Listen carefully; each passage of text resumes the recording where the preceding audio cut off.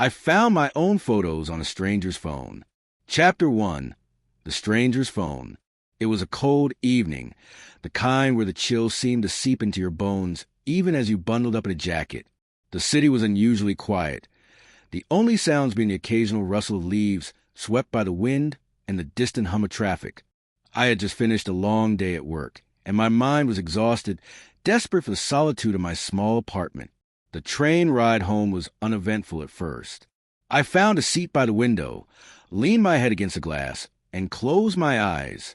The rhythmic click-clack of the train's wheels against the tracks was oddly soothing, and soon I felt myself drifting off. Suddenly, I was jolted awake by the weight of someone sitting next to me. I glanced to my right, expecting to see the usual commuter, but instead, I was met with the gaze of a stranger. He was a man in his mid-30s, with a slightly unkempt appearance, messy hair, a faded coat, and dark circles under his eyes. He had a tired look about him, the kind of weariness that comes from someone who had been living in the same routine for far too long. "Sorry to disturb you," he said, his voice low and calm. "But do you mind if I sit here?" I nodded, not thinking much of it. It wasn't unusual to have a stranger sit next to you on a nearly empty train. But there was something about the way he spoke, the way his eyes lingered on me for just a second too long, that made me uneasy. I tried to shake it off. It was probably just my tiredness making me paranoid. But as the train lurched forward, I couldn't help but glance at him once more. He was staring at his phone, swiping through what looked like pictures. I turned my gaze back out the window, but my curiosity got the better of me. I looked back at him, trying to catch a glimpse of what he was doing. His phone was facing slightly towards me, and for a split second, I caught sight of what he was looking at. It was a photo of me. It was a picture taken from behind, just like a candid shot someone would take when you weren't looking. I was standing in front of a coffee shop near my office. My body tensed, my heart racing as I tried to process what I had just seen. I wasn't sure if I had imagined it, but it was unmistakable. The photo on his phone was me. I cleared my throat, trying to stay calm. "Where did you get that picture?" I asked, my voice shaky. The stranger didn't answer right away. He just stared at me, his gaze a little too intense, almost as if he was studying me. For a moment, I wondered if I had made some kind of mistake. Maybe it was just a coincidence. Maybe it was a photo of someone who looked like me. But then he showed me the screen. It was a different picture, this time of me leaving my apartment building. The image was grainy, but it was unmistakably me. I felt my stomach drop. My pulse quickened as I realized the unsettling truth. This wasn't just a coincidence. Someone had been following me. Someone who knew where I lived. Someone who had been capturing moments of my life without my knowledge. I opened my mouth to say something, but the stranger spoke first, his voice almost a whisper. "You probably think I'm crazy, but I know you," he said. "I've been following you for a long time now, watching you from the shadows." I froze, a cold sweat breaking out on the back of my neck. My mind raced, my heart pounding in my chest. What was going on? Who was this man, and how could he know so much about me? "I don't understand," I stammered. "How do you know me?" He smiled, but it wasn't a friendly smile. It was thin, tight-lipped, almost as if he knew something I didn't. "Let's just say we're connected," he said cryptically, "and you'll find out exactly how soon enough." The train slowed down, signaling that we were approaching my stop. But I wasn't sure if I wanted to get off. I had to get away from this man. But at the same time, I felt like I couldn't leave. As the train doors opened, I stood up abruptly, glancing one last time at the stranger. He wasn't looking at me anymore. Instead, he was staring down at his phone again, scrolling through pictures. I didn't know what to do, what to think. My mind was spinning as I stepped off the train and into the cold night. The strange encounter left me with more questions than answers. But as I walked away, I couldn't shake the feeling that this wasn't the last time I'd see that man. And that thought haunted me. Chapter 2. Unraveling the Mystery. The air outside was colder than I expected. I wrapped my coat tighter around me and pulled my scarf up to shield my face from the biting wind. The streetlights flickered weakly, casting long shadows along the sidewalk. I could hear the faint hum of traffic in the distance, but my mind was elsewhere, replaying the unsettling encounter on the train over and over again. Who was that man? How did he have those pictures? My phone vibrated in my pocket, snapping me out of my thoughts. I pulled it out, hoping for a distraction, but there was nothing. No messages, no notifications. I frowned, but I quickly brushed off the unease I felt. The walk home was a blur, my feet almost carrying me on autopilot. My mind kept returning to the stranger's words, his cryptic message. We're connected. What did that mean? How could we be connected? As I turned the corner to my apartment building, I saw the familiar shape of my building looming in the distance. The warm light from my living room window offered some comfort, but it was quickly overshadowed by the nagging feeling in my gut that something was wrong. I entered the lobby and took the elevator to my floor, tried to focus on the hum of the elevator and block out the storm of thoughts swirling in my mind.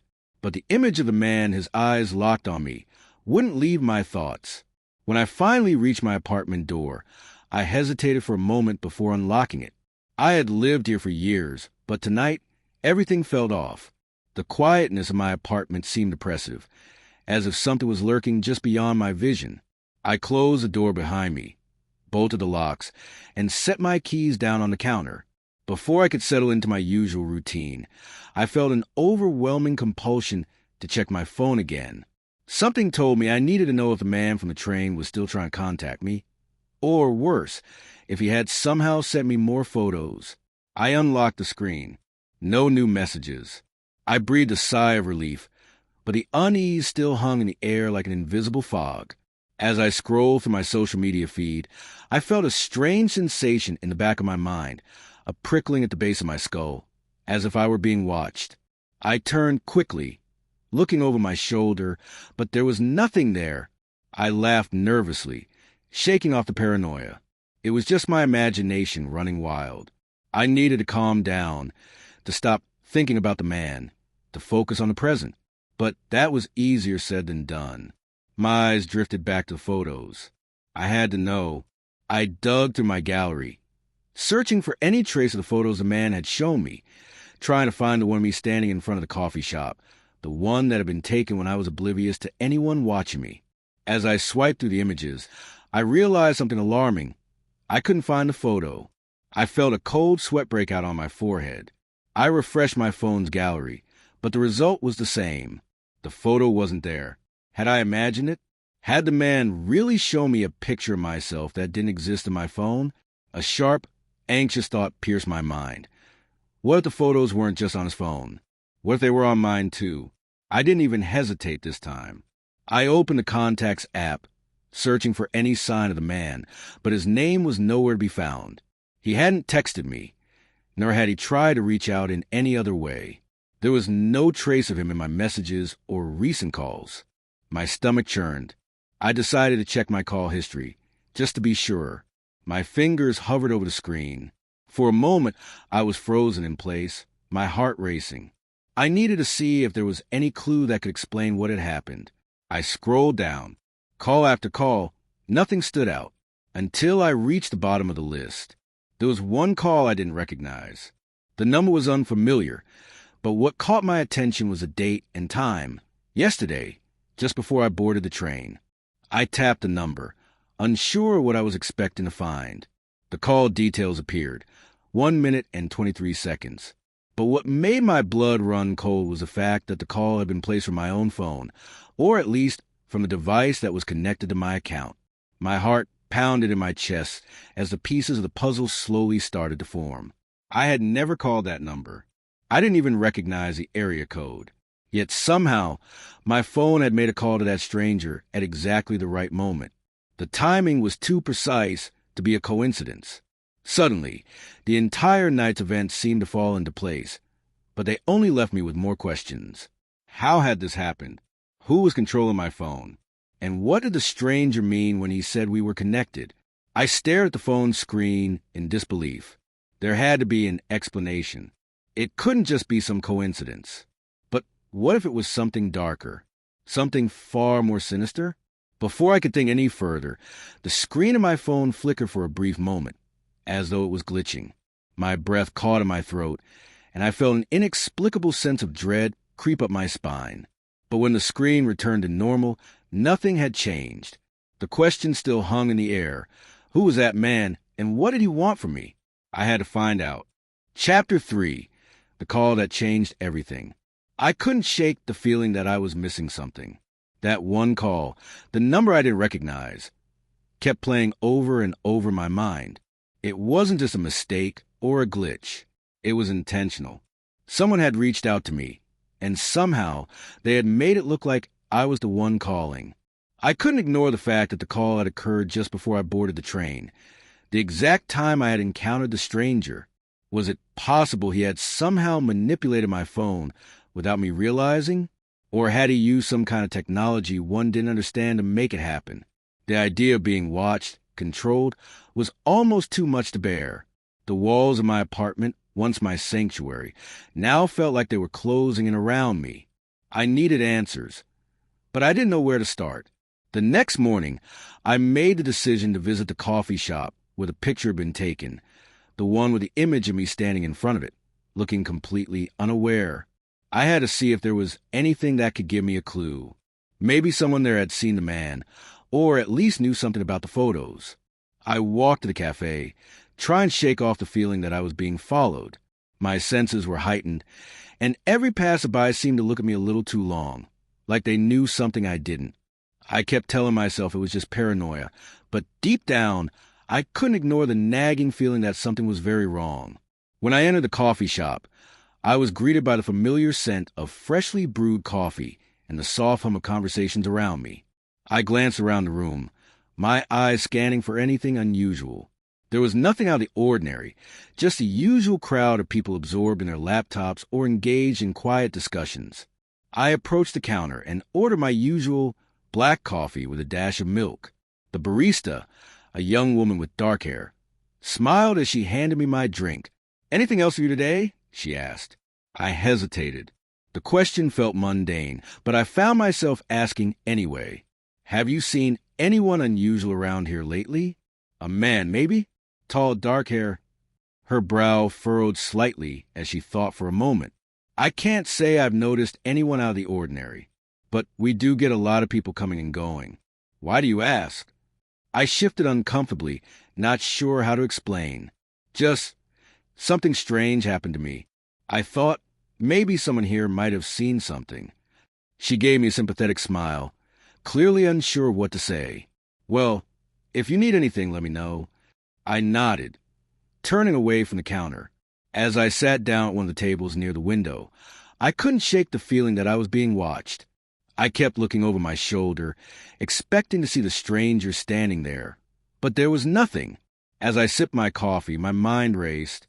There had to be more to this. Maybe the barista had seen something that could explain how the man had gotten those photos. But I didn't have the courage to press her any further. Instead, I pulled out my phone again, scrolling to my gallery, desperately searching for any sign of the photos I'd seen on his device.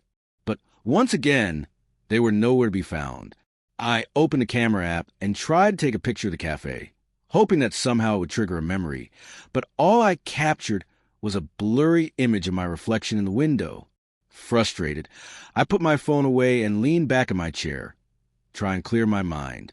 The coffee shop felt suffocating, the quiet hum of conversation mixing with the pounding of my own heartbeat. I couldn't stay here much longer. The questions were piling up, and I wasn't any closer to finding answers. I stood up and walked to the door, my eyes scanning the street outside. Something caught my attention. A figure standing across the street, half hidden in the shadows. It was him, the man from the train. I froze. My heart skipped a beat as I tried to make sense of what I was seeing. Was this a coincidence? Had he been following me this whole time? Before I could move, he turned and disappeared into the crowd. My breath caught in my throat, and I hurried out of the coffee shop, trying to catch up with him. But by the time I reached the corner, he was gone. I stood there for a moment, my hands trembling as I tried to calm myself. I had to know who this man was. I had to understand what was going on. I pulled out my phone again and dialed the number from the mysterious call. My heart pounded in my chest as I waited for the line to connect. This time, I wasn't sure what to expect. Maybe he would answer, or maybe he'd finally reveal himself. Either way, I had to know. The phone rang several times, and just as I was about to hang up, a voice finally picked up. "Hello?" The voice on the other end was distorted, like it had been filtered through some sort of device. But there was no mistaking it. It was the same man from the train. I felt a chill run down my spine as he spoke. "We need to talk." Chapter 4. The Truth Unraveling. I stood frozen on the sidewalk, the phone pressed against my ear, my heart racing as the voice on the other end spoke again. "We need to talk." There was a pause, and I could hear the faint hum of background noise, almost as if the person was in a crowded space. It sounded distant, impersonal, like they were watching me from somewhere far away. A shiver ran through me as I struggled to form a coherent thought. "Who are you?" I demanded, my voice shaky but determined. "What do you want from me?" For a moment, there was silence, and then the voice spoke again, this time softer, almost pitying. "You're not going to like the answer," it said, "but I have to tell you everything. The photos you saw, the calls, the messages, they were never meant to happen. Not like this. But it's already too late." The words sent a jolt through my body, and my hands clenched around the phone, almost to the point of crushing it. "What do you mean, too late?" I asked, my voice rising in panic. "What have you done?" "Listen carefully," the voice said, as if trying to calm me down. "This is going to sound insane, but I need you to understand. The photos you saw on that stranger's phone, they're not just pictures. They're a record of your life. And you're not the only one who's been living it." I blinked, trying to process what the voice was saying. My mind couldn't wrap around the idea. "What do you mean? How could someone else be living my life?" "I'm not from here," the voice continued, sounding more serious now. "At least, not from this timeline. There are multiple versions of you, multiple versions of your life. And someone has been jumping between them. They've been using your image, your memories, but in a different reality." My breath caught in my throat, and for a moment, I felt dizzy. I staggered backward, leaning against the wall of a nearby building, my head spinning. This isn't making any sense. "Who are you? Why are you doing this?" "I'm not doing this. I'm trying to stop it," the voice said, urgency creeping into its tone. "But it's difficult. The person who's been jumping between your realities. They've set something in motion that I'm not sure I can undo. You need to be careful. They can be anywhere, doing anything. They know everything about you." I pressed my hand to my forehead, trying to hold on to reality I once knew. This was too much. The stranger on the train, the pictures, the mysterious calls. Everything was starting to fall apart. I didn't know what was real anymore. "You're saying that the man I saw on the train was from another version of my life?" I asked, my voice barely a whisper. "Yes, and he's not the only one," the voice replied, growing more insistent. "There are others. You're not the first, and you won't be the last." I struggled to steady my breathing. What do I do now? How do I stop this? The voice was quiet for a moment, and then it spoke again, as if weighing its words carefully. "I don't know. I wish I could give you a simple answer, but it's complicated. The only thing I can tell you is to trust no one. Don't let them get too close. The person who's been interfering with your life, they know what you're thinking. They know what you'll do next. They've already planned their next move." I felt a chill creep up my spine. The weight of the situation was becoming too much to handle. I wasn't just being followed. I wasn't just being watched. My life was being manipulated, twisted into something that wasn't mine. And the person behind it all was someone who knew every detail of my existence. "Is there any way to stop them?" I asked, my voice trembling. "You have to find the source," the voice said, its tone filled with urgency. "Find where this all started.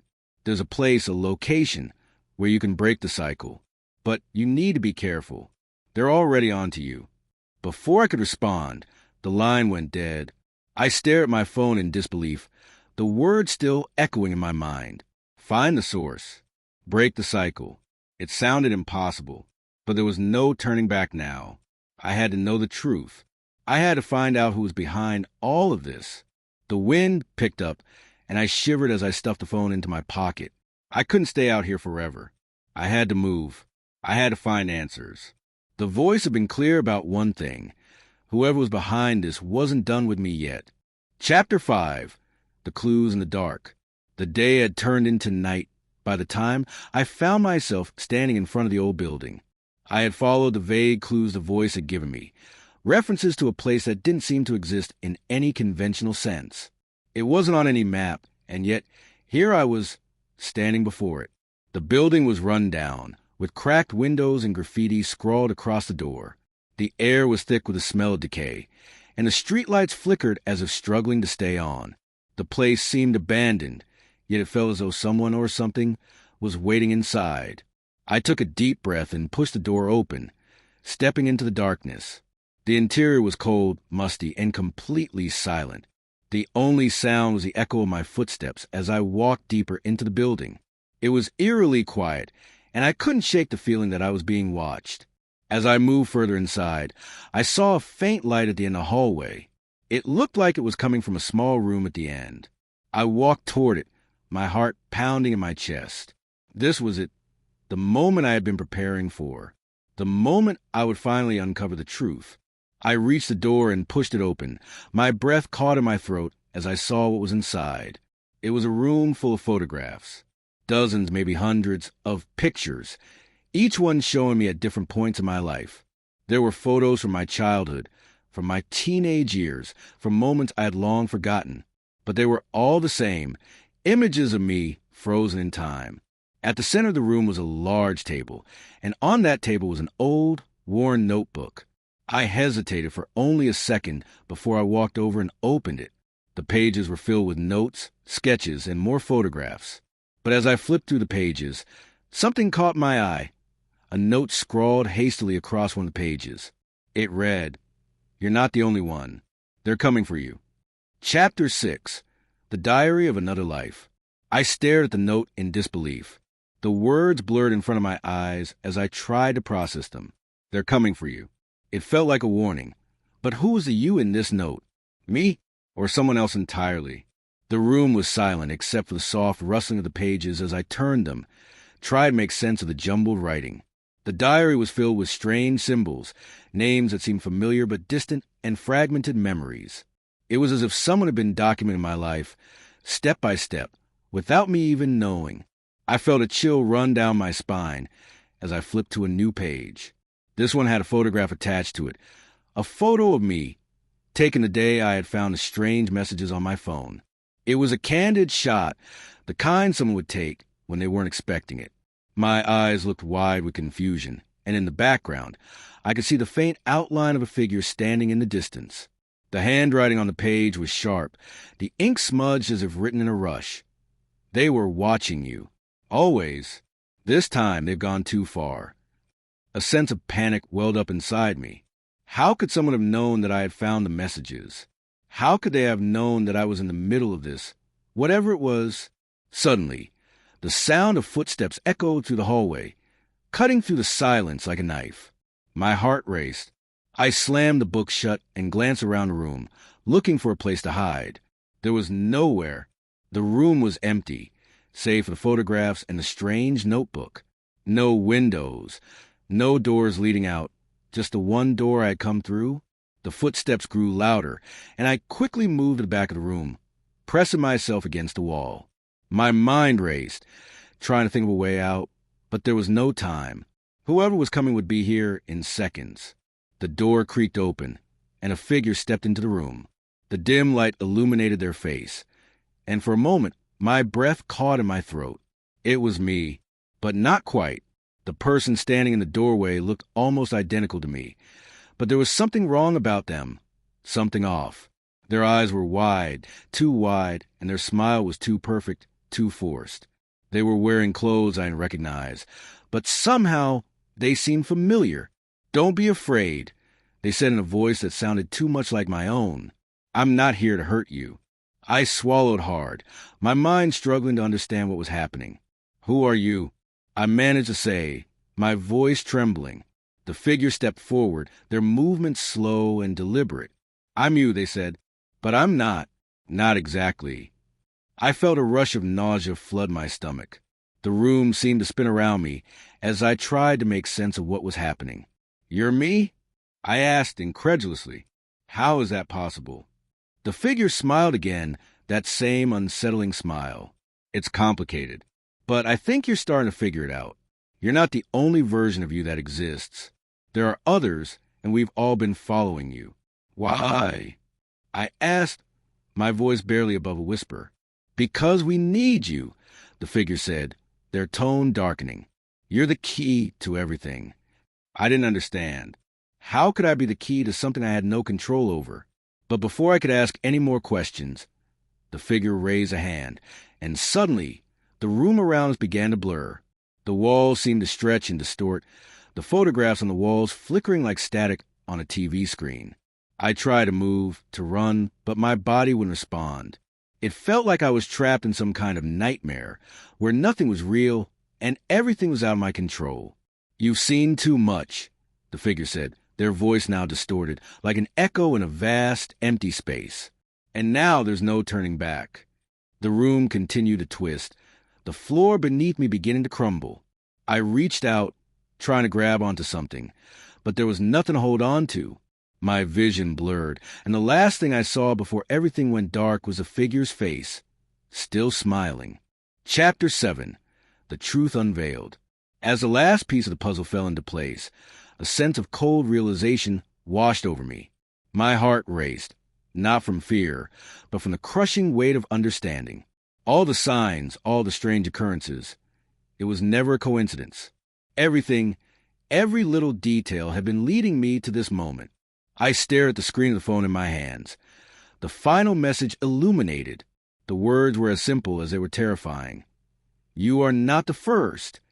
The stranger who had approached me on the train, the one who knew everything about my life, was not a stranger at all.